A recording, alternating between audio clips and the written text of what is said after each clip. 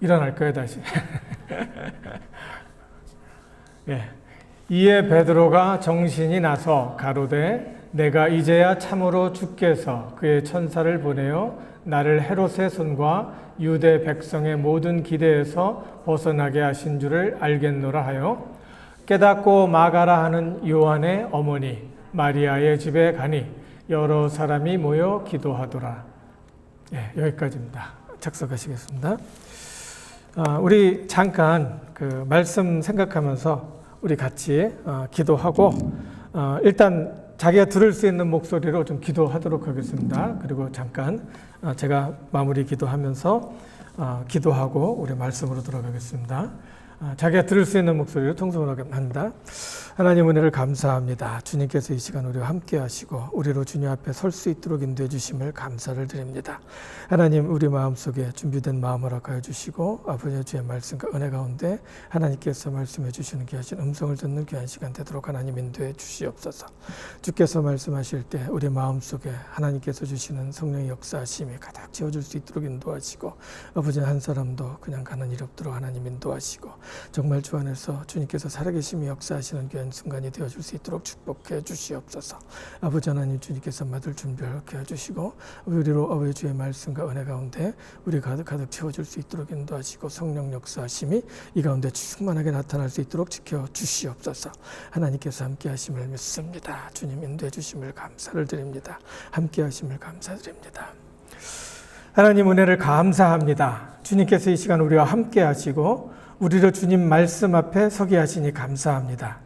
하나님께서 함께 하시는 귀한 시간 또는 성령으로 역사하시며 성령께서 우리와 함께 하시고 도우시는 귀한 시간 되게 하시고 우리에게 말씀하실 때 우리 마음속에 하나님의 감동의 역사가 있게 하시고 우리의 삶 속에 우리의 삶을 새롭게 하시는 하나님의 놀라우신 은혜로 가득 채워지는 귀한 시간 되도록 하나님 지켜주시옵소서.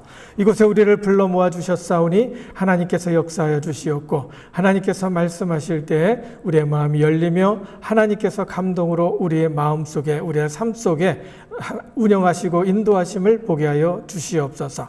하나님께서 함께 하시는 귀한 시간 모든 것을 주님 앞에 맡기오니 하나님께서 영광 삼아 주시옵소서. 감사드리며 우리를 권하신 예수님 이름으로 감사하며 기도드립니다. 아멘. 오늘은 그 말씀을 같이 나누는데 기도하는 곳에 희망이 있다. 많이 들었던 말씀이죠. 이 말씀을 오늘 사도행전 12장을 이제 포커스로 이제 하는데 여기에 말씀을 이렇게 쭉 보다 보니까 이것이 핵심입니다. 그래서 이 말씀을 가지고 같이 나누려고 합니다. 기도하는 것, 언제 기도했는지, 희망은 어떤 희망이 우리에게 주어졌는지 이 말씀을 보는 그런 시간을 갖도록 하겠습니다. 오늘은 특별히 이제 말씀을 좀 긴데 처음부터 끝까지 좀 거의 끝까지 한번 읽는 그런 시간을 갖는데 제가 이렇게 그 그림을 통해서 설명하게 될 때 좀 더 이제 깊이 들어갈 것 같아서 한번 이렇게 나레이션을 만들어 봤습니다. 저게 그림이 어떤 그림 같습니까? 예. 누가 지금 앞에서 말을 하고 있죠? 예. 누굴까요? 예. 저게 사도행전 2장에 있는 말씀을 그린 겁니다. 거기 사도행전 2장에 이렇게 보면은 말씀을 이제 베드로를 통해서 말씀이 선포가 되죠. 그런데 그때 이제 많은 사람들이 그 앞에서 그 하나님의 이제 성령님의 역사하심을 이제 느끼게 됩니다. 그래서 어떤 그 주석가는 이제 이야기가 맨 처음에는 좀 작게 모였는데 그 하나님의 역사가 이렇게 일어나고 그러니까 이 사람들이 좀 큰 데로 가자 그러면서 사람들이 몰리기 시작해서 성전 뜰로 갔다고 해요. 거기 한 2,000명이라고 3,000명이 하나님의 말씀을 듣고 은혜를 받고 하나님의 성령이 임했다는 것을 이제 그런 기록이 있는데 저 정도의 그림 가지고는 맨 처음에 모였던 사람들 다락방이라고 했어요. 다락방. 거기 어떻게 3,000명이 들어갈 수 있느냐라는 생각을 하게 되죠. 저 정도의 그 다락방이라고 하면은 저 정도의 사람을 밖에 이제 들어갈 수 없는데 좀 시간이 걸려서 이 사람들이 이제 점점 이제 들으면서 이제 그 성전 뜰, 거기는 한 몇천 명이 모일 수 있다고 합니다. 그래서 남자만 이제 센 것이 한 3천 명이라고 하니까 여자 아이들 그러면은 10,000명 정도가 그 정도에 들어갈 수 있는 그런 공간이라고 해요. 그래서 그쪽에서 모이기 시작했다고 합니다. 이 말씀을 하는 이유가 사도행전에서는 그 말씀이 사람들에게 전달되면서 많은 사람들이 그쪽에서 감동을 받고 성령의 역사를 이제 경험을 하게 되죠. 그래서 침례를 받는 수도 엄청나게 이제 많았습니다. 거기에 이제 실로암 물가라고 있는데 거기에서는 3,000명 정도가 받을 수도 있는 넉넉한 스페이스가 아닌가 이렇게 생각을 합니다. 어쨌든 그런 일이 벌어진 다음에 많은 핍박이 있었죠. 누가 제일 불안해했을까요? 예수님을 사로잡아서 십자가에 못 박은 사람들이 제일 불안해했었죠. 이런 사람들이 이제 핍박을 시작을 합니다. 이거는 하나님이 아닌 이단을 섬기고 있는 거다. 그 중에 이제 앞잡이였던 사람을 성경에 기록을 하고 있는데 누구였습니까? 사울. 사도 바울이 된 사울이었죠. 그래서 이렇게 모여서 많은 사람들이 모였다가 이제 핍박이 시작이 되니까 이렇게 예루살렘에서부터 아시아, 뭐 본도, 갑바도기니아 이런 식으로 애굽, 뭡니까? 여기 제가 잘 안 보이네. 리비아, 메소포타미아 이런 식으로 사람들이 많이 흩어졌습니다. 이 사람들이 이제 흩어질 때는 이민 가는 심정으로 간 게 아니라 그곳에서 이제 예루살렘에서 너무너무 이제 힘들고 버티기 힘들었으니까 도망가다시피 한 거죠. 이렇게 다 흩어졌어요. 그래서 이제 사도행전 12장 1절에서 5절에 보면은 예루살렘 교회가 계속해서 핍박을 받는데 그 중에 이제 커다란 핍박 중에 하나가 사람을 죽이기 시작을 하는 거죠. 저기 지금 그림이 나오는데 지금 칼을 든 사람이 있고 지금 목을 내놓은 사람이 있죠. 예, 요 다음 순간은 뭘까요? 목이 떨어지는 거죠. 예. 이 목이 떨어진 사람이 누굴까요? 사도행전 12장 1절에서 5절에 있는 말씀 야고보입니다. 야고보. 야고보의 목이 떨어지고 이것을 이제 목이 떨어질 때 이것을 누가 명령했을까요? 헤롯, 아그리파 1세. 이 사람이 이제 그 명령을 해서 야곱을 죽이게 됩니다. 헤롯 아그리파 1세는 어떤 사람이었냐면은 이스라엘 유다 땅에 왕으로 지금 부임한 사람이에요. 근데 그 사람의 문제가 뭐냐면은 에돔 사람이에요. 에돔은 이스라엘 옆에 붙어갖고 옆에 이제 붙어서 맨 밑에 쪽 사우스 쪽에 이제 자리를 잡고 있는 그런 나라인데 그 나라 사람 출신 아버지가 거기 출신 같아요. 에돔 출신의 사람이 로마의 황제하고 친구가 돼갖고 이제 총독으로 있다가 이제 황제가 된 거죠. 유대인. 그래서 이제 친구가 된 상태에서 황제가 돼갖고 황제가 돼갖고 이제 그 사람을 등에 업고 이제 왕이 되는 겁니다. 그러면 에돔 출신의 사람 이스라엘로 보면은 순수 혈통이 아니죠. 이 사람이 왕이 된 거예요. 그럼 어떤 일이 벌어질까요? 도전이 많겠죠. 도전이 많아요. 그래서 언제 무슨 일이 벌어질지 몰라요. 자기가 아무리 로마의 황제의 등을 얻고 지금 왕으로 부임했다고 하더라도 사람들이 이제 어떻게 반응을 할지 또 민중이 어떻게 봉기를 할지 잘 모르는 그런 상황입니다. 그래서 이제 권력자들에게 이제 잘하죠. 그 권력자들 또 그리고 많은 귀족들이 있는데 그 귀족들이 누굽니까? 사두개인이라든가 그리고 바리새인이라든가 이런 사람들, 힘 있는 그런 사람들에게 잘 보이려고 이제 애를 쓰죠. 그래서 예루살렘 성을 이제 다시 중축을 합니다. 솔로몬의 그 아름다운 성전이 바벨론 때 이제 다 망가지게 되고 그리고 또 다시 재건을 했지만은 아직도 제 모습을 갖추지 못해서 많은 사람들에게 이제 세금을 걷어서 이제 이스라엘 예루살렘을 다시 증축을 합니다. 그때 많은 세금을 걷어 들였으니까 사람들이 좀 힘들게 살고 있었죠. 이 세금을 걷어 들이고 또 그것만 했을 뿐만 아니라 유대 지도자들에게 또 잘 보이려고 하면은 또 어떻게 돼요? 지금 5,000명이, 3,000명이 모이고 은혜를 받고 많은 사람들이 예루살렘에 모여갖고 그 규모가 어마어마하게 어떤 영향력을 끼치고 있는 거예요. 그때 이제 사람들이, 리더들이 상당히 두려워했죠. 이거 어떻게 될까? 그때 이제 헤롯 왕이 유대인들의 지도자들, 귀족들에게 잘 보이려고 예수님을 따라다녔던, 예수님을 추종했던 사람들을 몇 사람 잡으면 된다라는 생각에 정치적으로 몇 사람을 찍었습니다. 그 찍은 사람이 야고보예요. 야고보. 그리고 이 야고보를 죽인 다음에 그 사람들이 좋아하는 것을 보고 베드로에게 눈을 돌려서 그 다음은 베드로를 잡으려고 했던 그런 일이 있었습니다. 지금 야고보가 지금 목을 치임을 당하고 1절에서 5절까지, 그리고 우리가 읽은 12장 이제 전반적으로 이제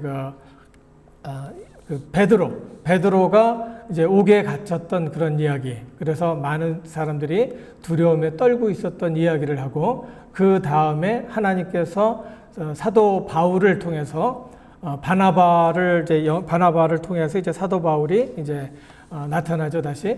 그래서 사도 바울을 통해서 이방인에게 말씀을 전하고 말씀이 선포되어질 때 헬라인에게도 복음이 전파가 되고 땅끝까지 이르러 복음이 전파되는 그런 과정을 사도행전이 기록을 하고 있는 겁니다. 지금 저기 옆 앉아있는 사람 누굴까요? 베드로죠. 예, 앉아있는 한 사람은 목짐을 당했고 베드로는 지금 옥에 갇혀 있는 겁니다. 같이 한번 읽어볼까요? 시작. 그때 헤롯 왕이 손을 들어 교회 중 몇 사람을 해하려고 요한의 형제 야고보를 칼로 죽이니. 딱 들어오죠, 이제. 3절. 다 같이 시작. 유대인들이 이 일을 기뻐하는 것을 보고 베드로도 잡으려 할세 때는 무교절이라. 베드로도 이제 잡으려고 했어요. 근데 베드로를 죽일 때가 아닌 것을 뭘로 통해서 이야기를 해요? 무교절. 그래서 6월절 행사가 끝난 다음에 옥에 가뒀다가 베드로를 죽일 생각을 하고 있고 계획을 하고 있는 중입니다. 꼭 죽여야 되는 거예요. 안 죽이면은 안 되는 그런 인물이 바로 베드로가 됐어요. 그때 읽어볼까요? 시작. 잡음에 옥에 가두어 군사 넷씩인 네 패에게 맡겨 지키고 6월절 후에 백성 앞에 끌어내고자 하더라. 이에 베드로는 옥에 갇혔고 교회는 그를 위하여 간절히 하나님께 빌더라. 베드로가 옥에 갇혔을 때 군사가 몇 명이 지금 있습니까? 군사 넷씩 네 패로 맡겨졌다고 그랬어요. 그러면 무슨 소리예요? 예, 4명씩 한 조가 돼갖고 4조가 베드로를 지금 옥에서 지키고 있는 겁니다. 무섭죠? 예. 베드로가 뭐길래 지금 4패로 4개 조가 24시간 그것도 옆에서 같이 누워서 잘 때는 눕고 같이 누워서 베드로를 지키고 있는 겁니다. 이 베드로만 잡으면은 누구예요? 아그리빠, 헤롯 왕은 어떻게 되는 거예요? 사람들에게 더 칭송을 받는 거죠, 리더들한테. 그러면은 무슨 소리입니까? 자기의 포지션이 강화가 되는 거예요. 정치적으로 이용을 당하죠. 그러나 그 뒤에는 보이지 않는 사탄의 계계, 그리고 또 하나님의 말씀이 전파되고 흥황하는 것에 대해서 이제 반대를 하는, 그것을 핍박하고 막으려고 하는 그런 세력이 항상 존재한다는 것을 볼 수 있죠. 여기 보면은 이게 뭡니까? 이게 중세시대 때 그려진 그림 같아요. 가운데 있는 사람이 누굴까요? 베드로입니다. 아까 조금 전에 다른 사람이 그린 그림은 베드로가 머리가 많았는데 여기는 아래가 많죠. 아래 수염이 많아요. 그리고 그 옆에 누굽니까? 오른쪽 끝에 지금 자고 있어요. 누구예요? 양옆에 병사가 지금 지키고 있었어요. 그리고 오른쪽 끝에, 그리고 또 가운데도 또 이제 병사가 지금 잠에 떨어졌죠. 그때 오른쪽 끝에 있는 그 사람의 얼굴이 누굴까요? 하얀 옷으로 그렸으니까 당연히 천사겠죠. 왜 이 그림이 그려졌는가 하면은 중세시대 때는 지금 우리처럼 이렇게 그 파워포인트가 없었어요. 그렇죠? 그러니까 그때는 그림을 그려서 그림 속의 의미를 담아서 사람들에게 말씀을 나누고 그 말씀을 통해서 또 교육을 했던 겁니다. 그래서 저런 그림이 중세시대 때 우리 또 그 이후로 많이 그려졌어요. 제가 확실히는 모르겠지만 그 오래전에 그렸던 유명한 그림 같아요. 여기 보면은 이제 새롭게 이제 그림을 그린 것 같은데 요거는 AI 도움을 받지 않았나 이런 좀 생각이 드는데 한번 읽어볼까요? 헤롯이 잡아내려고 하는 그 전날 밤에 베드로가 두 군사 틈에서 두 쇠사슬에 매여 누워 자는데 파수꾼들이 문 밖에서 옥을 지키더니 호련히 주의 사자가 곁에 섬에 옥중에 광채가 조요하며 또 베드로의 옆구리를 쳐 깨워 가로되 급히 일어나라 하니 쇠사슬이 그 손에서 벗어지니라. 지금은 저런 일들이 자주 일어나지 않죠. 근데 가끔 가다가 이제 간증을 들어보면은 중국에서 보였다는 말은 없고 이렇게 사람들이 보이지 않는 중에 이렇게 지나갔다. 그리고 또 사람들이 앞에 있음에도 불구하고 걸릴 뻔했는데 그 지나갔다는 얘기를 좀 간증을 통해서 듣습니다. 그리고 또 감옥에 있던 사람도 하나님께서 함께 하심으로 그 감옥에서 보호해 줬다는 그런 이야기를 들어요. 그때 계신 성령님과 지금도 하나님께서 역사하시면 그런 일이 가능한 줄을 믿어요. 지금 저게 가운데서 이제 신을 묶고 있는 사람이 누굴까요? 베드로겠죠. 그 뒤에 있는 사람. 조금 전에 베드로는 머리가 없었는데 또 머리가 왕성하게 있습니다, 지금. 그리고 그 옆에 두 병사가 지금 자고 있죠. 우리 말씀을 읽어 내려갈 때는 이게 그냥 그림도 없이 그냥 이렇게 쭉 지나갈 수 있는 말인데 이렇게 자세하게 하니까 기억도 되고 좋습니다. 요즘에 아주 좋은 시대죠. 천사가 가로되 띠를 띠고 신을 들매라 하거늘 베드로가 그대로 하니 천사가 또 가로되 겉옷을 입고 따라오라 한대. 그래서 이렇게 따라갑니다. 여기 천사는 또 날개가 달렸어요. 한번 다 같이 읽어볼까요? 베드로가 나와서 따라갈새 천사의 것이 참인 줄을 알지 못하고 환상을 보는가 하니라. 이에 첫째와 둘째 파수를 지나 성을 통한 쇠문에 이르니 문이 절로 열리는지라. 나와 한 거리를 지나며 천사가 곧 떠나더라. 아멘. 이것이 실제 같은 그것을 느끼는 것이 여기에 표현되는 말, 자세한 말들이 이야기로 만든 이야기가 아니다라는 것을 좀 느끼게 되죠. 베드로가 나갈 때 천사가 하는 것이 이제 그때 이게 진짜인지 아닌지 몰랐다는 거죠. 그리고 환상을 보는가 했는데 이렇게 환상을 보고서 이제 쭉 나가고 있는데 첫째와 둘째를 지나서 성을 통해 쇠문으로 들어갔다 그랬죠. 저기 끝에는 지금 달이 보이는데 거기에 쇠문이 있습니다. 이것이 문이 열린 것을 그려놨어요. 이런 것이 자동으로 열렸다는 거예요. 근데 이제 성경에 그 감옥에서 나온 사람이 이제 두 사람이나 베드로가 나오고 또 다른 그 인물이 나오잖아요. 그때 바울이 나오는데 거기에는 이제 어떻게 자세하게 표현하고 있냐면은 그 땅이 흔들렸다라고 이야기를 해요.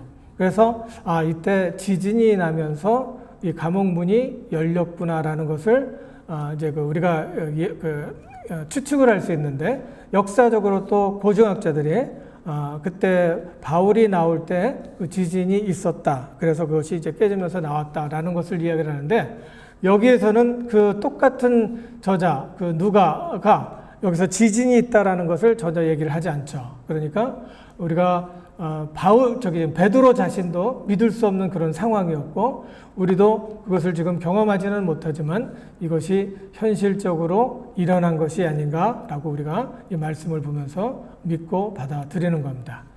그리고 나서 이제 문이 저절로 열렸고 나와서 이제 거리를 지나서 가고 있는데 그 옆에 천사가 갑자기 떠났다는 거예요. 이런 걸 통해서 하나님께서 아들 예수 그리스도를 보내주시고 갈릴리에서 큰 일을 행하시잖아요. 많은 기사와 표적을 드러낸다. 그 이유가 예수님은 메시아, 하나님이시다라는 것을 보여주시는 것이고, 또 여기서도 성령께서는 살아계시다라는 것을, 그리고 또 일하고 계신다는 것을 보여준다는 의미로 받으면 되겠습니다. 그 성령님께서 지금까지 우리와 함께 하시며 앞으로도 우리의 갈 길을 계속해서 인도하고 계신다는 것을 꼭 믿을 수 있기 바랍니다. 자, 이때 이 사람들은 누굴까요?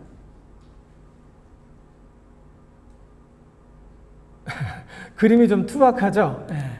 이 사람들은 그 베드로를 위해서 간절히 기도하고 있는 사람들입니다.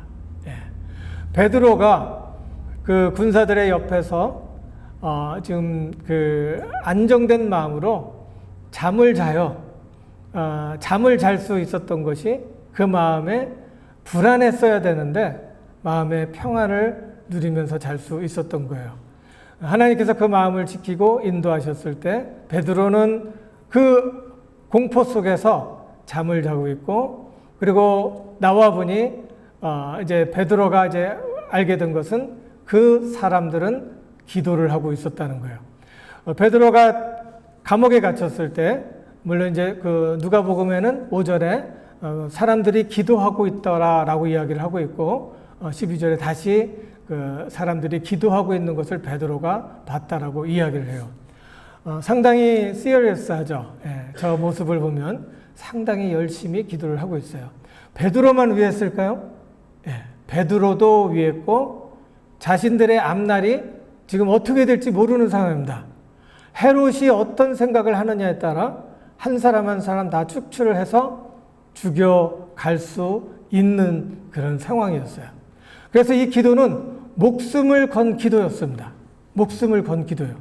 이 기도를 하면서 하나님, 지금 하나님의 역사가 일어났고 하나님께서 우리 가운데 계시며 또 하나님께서 우리 가운데 성령의 역사하심을 통하여 그 많은 사람들이 방언도 했고 그 많은 사람들이 하나님을 경험하는 그런 순간이 있었는데 어떻게 된 겁니까? 지금 야고보는 죽었고 베드로도 죽게 되고 그 다음은 누구 차례입니까? 라는 기도를 하고 있었을 겁니다. 그때 베드로가 이 사람들의 그 기도하고 있는 그 공간에 이제 집으로 찾아가죠. 그때가 아침이었을까요? 점심이었을까요? 밤이었을까요? 새벽이었을까요? 새벽이었죠. 새벽에 밤새 이제 천사가 나타나서 문을 열어줬으니까 밤새 사람들은 기도를 하고 있었던 겁니다. 기도를 하고 있는 중에 이제 그 베드로는 나오게 되었고 정신이 들어서 그러면 어디로 가야 될까 하면서 찾은 곳이 누구 집이에요? 마가라고 하는 요한의, 성경에 나오죠? 어머니, 말이 길어요. 마가라고 하는 요한의 어머니 집에 이제 당도하게 되는 겁니다. 거기 가서 문을 두드리니까 그 종이 나와서 문을 이제 놀라죠. 그래서 그 문도 안 열고 들어가서 사람들에게 이야기를 하지만 믿지를 않죠. 그러고 나서 이제 문을 열고 사람들이 환영하는 그런 모습을 봅니다. 한번 같이 읽어볼까요? 이 말씀 이제 들어오죠. 깨닫고 마가라는 요한의 어머니 마리아의 집에 가니 여러 사람이 모여 기도하더라. 몇 사람이 모였을까요? 이것도 성경을 이렇게 연구하다 보면은 몇 사람이 모였는지 이게 대충 이렇게 나온다는 거예요. 그 당시에는 예루살렘, 우리가 있는 그 예루살렘 큰 그 성전에서 사람들이 모인 게 아니죠. 이 사람들은 마가라고 하는 요한의 어머니 마리아의 집에 가서 만났다는 것을 보니까 그 집에 들어가면 몇 명이나 들어가겠어요? 예.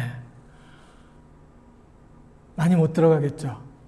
많이 들어가 봤자 한 10명 정도 되는데, 이제 10명 정도 되는데, 보통 큰 집은 한 20, 30명까지는 들어갈 수 있다고 그래요. 여기 보니까 베드로가 대문을 두드린 대로, 안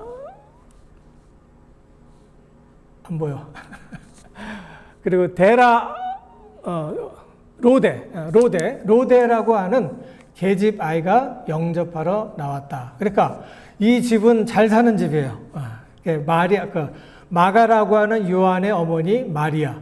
이 마리아가 계집 아이, 종을 데리고 있었다면 잘 사는 집이겠죠. 그래서 바깥 대문까지 나와서 다시 들어가야 되는 길이면은 뭐 잘 사는 큰 스페이스를 갖고 있는 사람. 그래서 한 20, 30명이 아닐까라고 추측을 할 수 있는 겁니다. 여기 이제 영접하러 나왔다 그랬죠. 베드로의 음성인 줄을 알고 기뻐하여 문을 미처 열지 못하고 달려 들어가 문을 못 열었다 그랬죠. 말하되 베드로가 대문 밖에 섰더라. 그림 하나하나 그리는 것들이 다 의미가 있죠. 지금 보니까. 그림 속에 무엇이 있는지 한번 생각하면서 말씀을 보면은 그 말씀이 잘 들어오겠죠. 베드로가 문 밖에 섰더라. 기다리고 있었다는 거죠. 그리고 다 같이 시작. 베드로가 저희에게 손짓하여 정용하게 하고 주께서 자기를 이끌어 오게 나오게 하던 일을 말하고 또 야고보와 형제들에게 이 말을 전하라 하고 떠나 다른 곳으로 가니라 라고 이야기를 하죠. 여기는 또 다른 야고보죠. 이것을 통해서 볼 수 있는 게 뭐예요? 지금 베드로가 손짓을 하고 다른 사람을 믿지를 않았었죠. 근데 손짓하고 이제 다른 사람들이 이제 손짓해서 조용히 하라고 하고 자기가 주께서 자기를 이끌어서 오게 나오게 하신 일을 말을 했어요. 사람들이 어떻게 했을까요? 놀랬겠죠. 하나님께서 역사하시는구나. 무슨 생각을 했을까요? 하나님께서 우리가 믿는 하나님이 진짜 하나님이시고 우리가 힘들어하는 이 환경 속에서 이 환경보다 더 크신 하나님이시구나라는 것을 볼 수 있는 시간이었어요. 우리가 환경 속에서 힘들고 어렵고 고통스러워하고 이것이 인생의 끝인 것 같은 생각이 들을 때가 상당히 많습니다. 그렇죠? 그때 우리가 생각해야 될 것이 뭡니까? 이 말씀을 보니까 그 환경보다 크신 하나님께서 나와 함께 하신다는 것을 꼭 기억할 수 있기 바랍니다. 사망의 음침한 골짜기를 다닐지라도 내가 해를 두려워하지 않는 것은 주께서 나와 함께 하심이라. 주님께서 나만 지키고 있으니까 해를 두려워하지 않는 게 아니라 그 크신 주님께서 사망의 음침한 골짜기의 주인 되시고 그 모든 것의 주인 되신 하나님, 섭리하시는 그 하나님께서 나와 함께 하신다는 것을 깨닫게 되니까 끝은 있다라고 생각을 할 수 있는 겁니다. 끝이 있다는 거예요. 끝이 있다는 거예요. 그거를 믿는 겁니다. 여기에서 이제 그 말씀, 지금 읽은 말씀을 통해서 정리를 하면은 바로 이겁니다. 첫 번째, 헤롯이 어떤 일을 하고 있습니까? 유대인들이 이 일을, 무슨 일이죠? 지금 예수님을 따라다니는 사람들을 하나씩 그 리더, 아주 큰 영향력을 끼치는 사람들을 한 사람을 죽였더니 너무 좋아하는 거예요. 리더들이. 그러니까 그것을 보고서 베드로에게 눈을 돌렸다는 겁니다. 우리가 이런 상황에서 베드로와 그 옆에 있는 사람들이 얼마나 공포스러웠을까라는 걸 생각을 해보죠. 우리도 살다가 보면은 공포스러운 때가 상당히 많아요.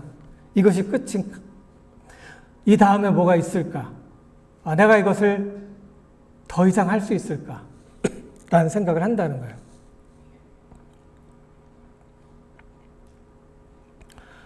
목이 말라서 잠깐.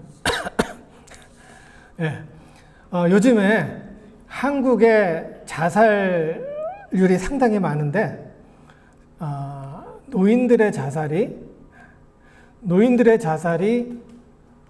한국이 세계 1위랍니다. 그리고 청소년들의 자살이 그 다음을 따라가고 있다고 합니다.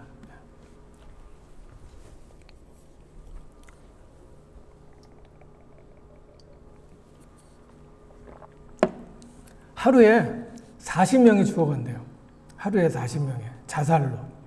팬데믹 때보다 더 많은 사람들이 자살로 죽고 있다고 해요.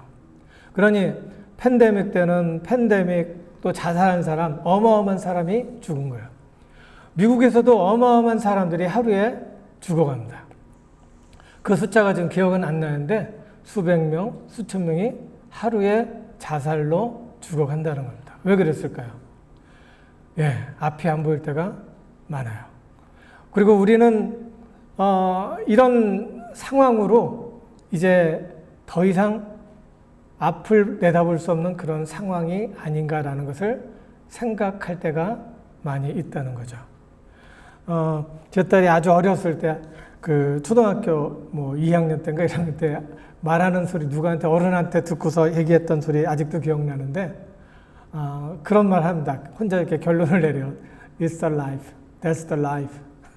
그게 사는 거라고 얘기를 해서 지금까지 기억을 해요. 지금은 이제 엄마가 됐는데 지금까지 기억을 하면서 그 딸을 보면서 그런 걸 기억을 해요. 힘들고 어려울 때 있어요. 그때 우리가 어떻게 그것을 극복할 수 있는지 우리가 볼 수 있기를 바랍니다. 하나님을 믿는 거예요. 근데 무조건 믿을 수는 없잖아요. 요즘에 이제 많이 도움을 주는 그런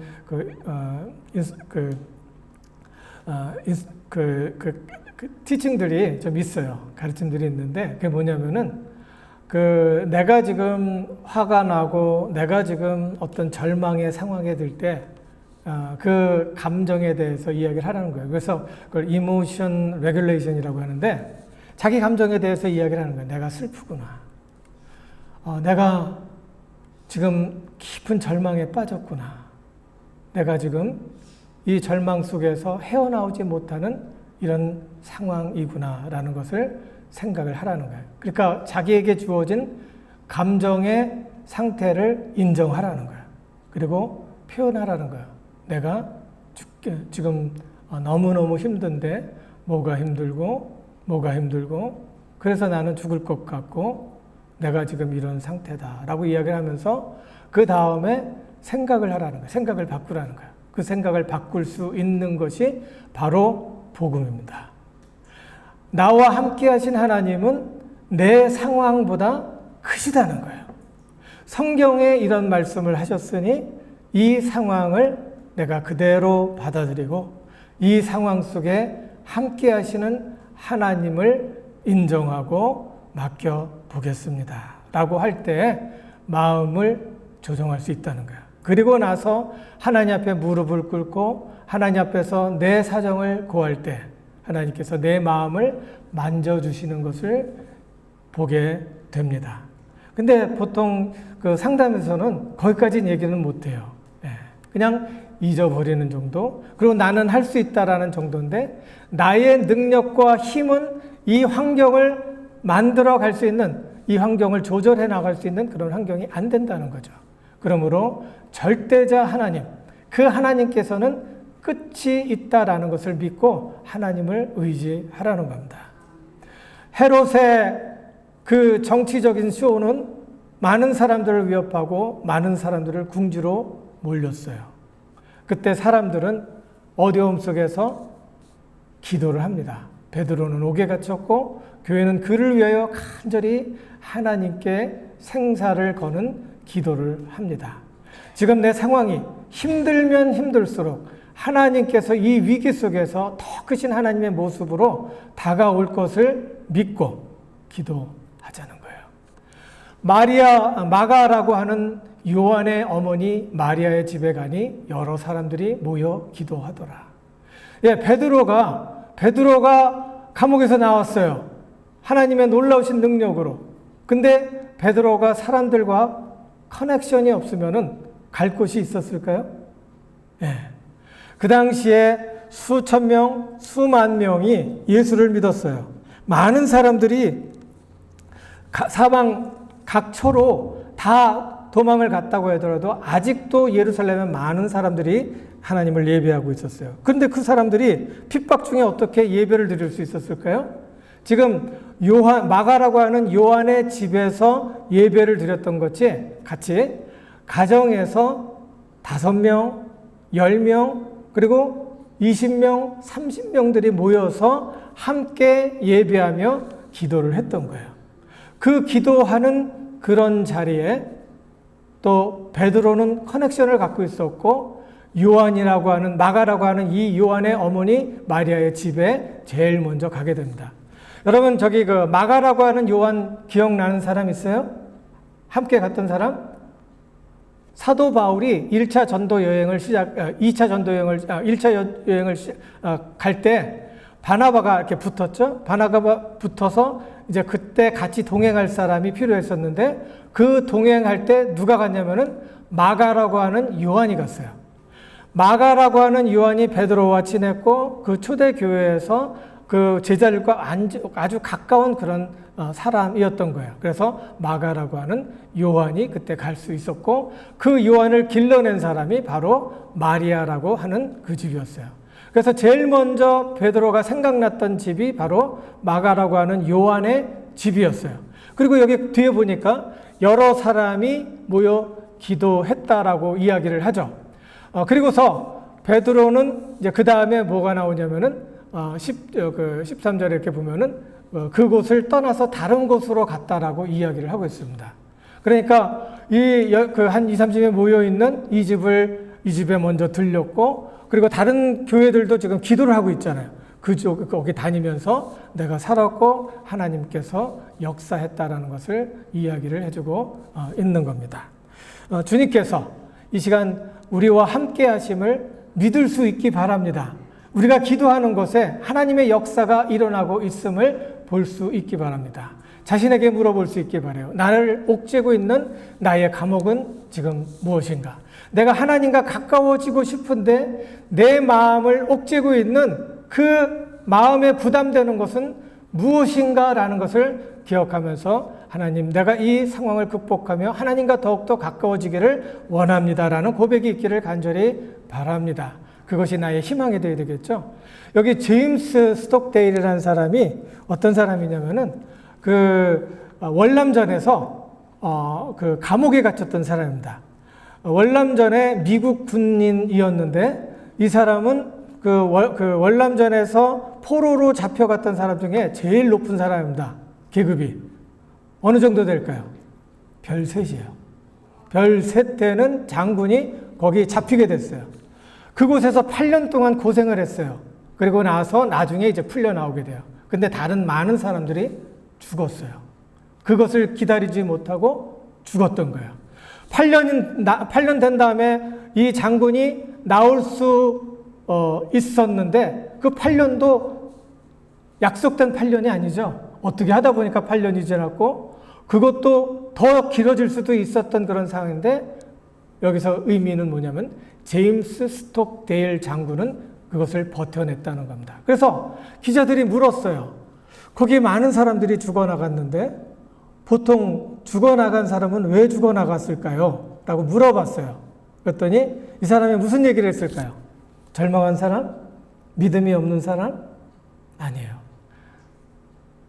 낙관주의자들이 죽었습니다. 말이 안 되잖아요.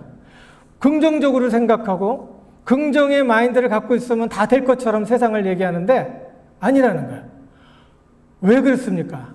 이 사람들은 하나님을 기다리고 구원을 기다리는데 이번 크리스마스에 하나님께서 오실 것이다 라고 믿었다는 거예요. 근데 안 왔죠? 그러면 그 다음에 부활절 오실 거다라고 믿었다는 거예요. 근데 또 안 왔어요. 이런 식으로 반복을 1년에 몇 번씩 하는 거예요. 그러면서 좌절을 해서 죽었다는 거예요. 여기서 말하는 건 뭐냐면요. 근거 없는 믿음, 우리를 지치게 만들고 힘들게 한다는 거예요. 그러나 합리적인 믿음, 그 합리적인 게 뭐예요? 하나님께서는 언제 오실지는 모르지만 그 합리적인 믿음은 하나님께서 말씀으로 약속해 주신 거 있잖아요. 그 끝 그림이에요. 하나님께서는 구원하신다. 하나님께서는 구원하신다. 그것이 육체의 구원이든 영의 구원이든 그것은 하나님께서 나를 지키시고 보장하신다는 이야기예요. 그리고 아펜스 나무 숲, 그 이야기가 있는데 유타의 판도라고 하는 곳에 아펜스 나무 숲이 있다는 거예요. 47,000 그루의 나무들이 있다는 거예요. 아펜스 나무라는 건 뭐냐? 사시나무예요. 이 나무들이 이렇게 서 있는데 좀 멀리 좀 떨어져서 이렇게 서 있는 거예요.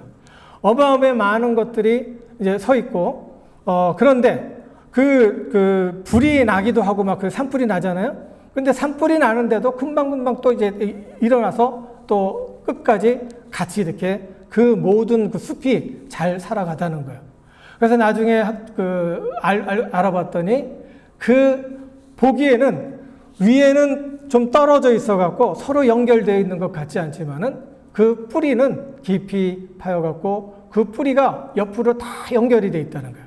근데 그 뿌리가 연결되어 있는 것을 보고서 보기에는 나무가 많은 것 같지만 이게 한 생명체였구나라는 것을 보게 됐다는 거예요. 우리가 다 떨어져 있어요.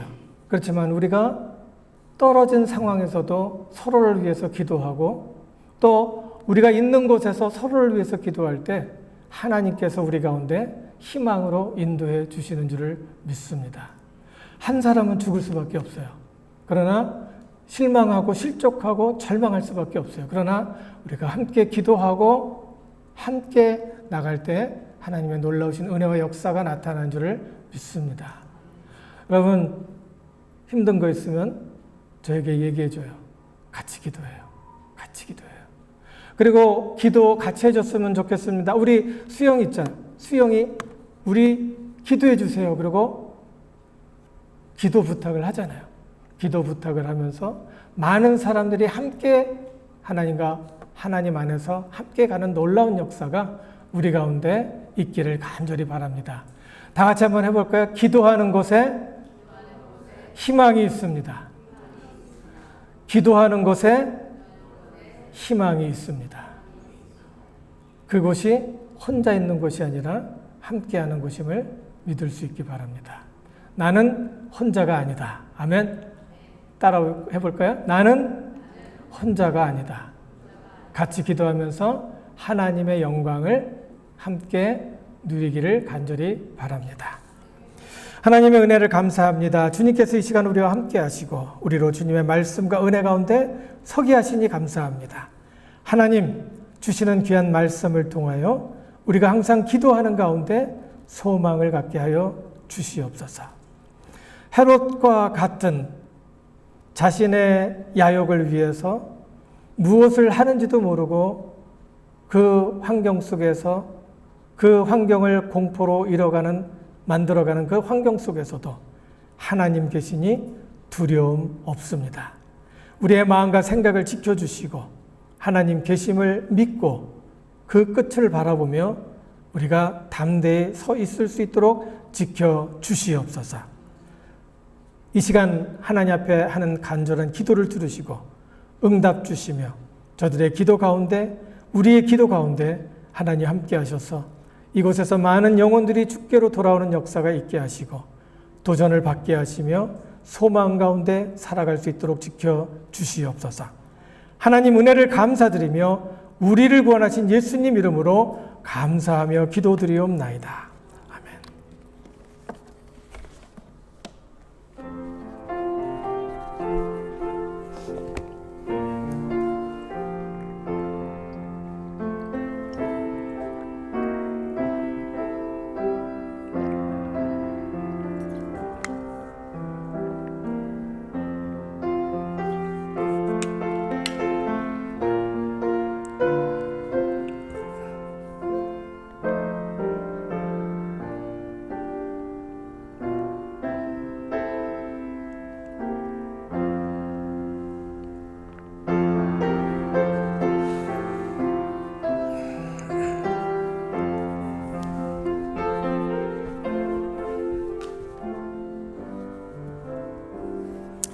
하나님 은혜를 감사합니다. 주님께서 이 시간 우리와 함께 하시며 하나님의 말씀 앞에 서게 하시고 또한 하나님 은혜를 헤아리며 감사합니다. 마음으로 표현하는 귀한 마음에 축복하시고 하나님께서 저들의 마음을 다독이시며 하나님께서 저들의 삶을 주관하시고 감사와 찬양이 더 크게 차고 넘침을 보게 하여 주시옵소서. 모든 환경의 주인께서 주인 되시는 하나님 앞에 모든 것을 의탁할 때 아버지 하나님 하는 모든 일들에 하나님께서 함께 하시며 도우시는 손길을 경험하게 하시고 물질과 육신의 필요, 모든 필요를 공급하시는 하나님을 경험할 수 있도록 지켜 주시옵소서. 육신의 나약함을 인하여 하나님 앞에 간절히 간구하는 기도를 들어 주시옵소서. 낫게 해주시고 치유하여 주시옵소서. 마음의 회복을 놓고 관계의 회복을 놓고 하나님 앞에 간절히 간구하는 기도가 있습니까? 저들의 눈물의 기도를 들어주시고 하나님 거기 계심을 보게 하시며 하나님의 응답을 볼 수 있도록 인도하시고 체험할 수 있도록 축복해 주시옵소서. 하나님 함께 하심을 믿습니다. 귀한 말씀 또한 아버지 그 은혜가 우리 마음속에 항상 차고 넘치게 하시며 또한 아버지 하나님 전 말씀이 선포되는 귀한 교회가 되어주게 하시고 이곳에서 많은 영혼들이 주 안에서 생명수를 얻을 수 있도록 하나님 인도하시고 하나님의 영생을 누릴 수 있도록 하나님 지켜 주시옵소서. 물질이 사용되어지는 곳에 하나님의 놀라우신 은혜와 영광이 드러남을 보게 하여 주시옵소서. 하나님의 놀라우신 은혜의 역사가 나타남을 감사드리며 우리를 구원하신 예수님 이름으로 감사하며 기도드립니다.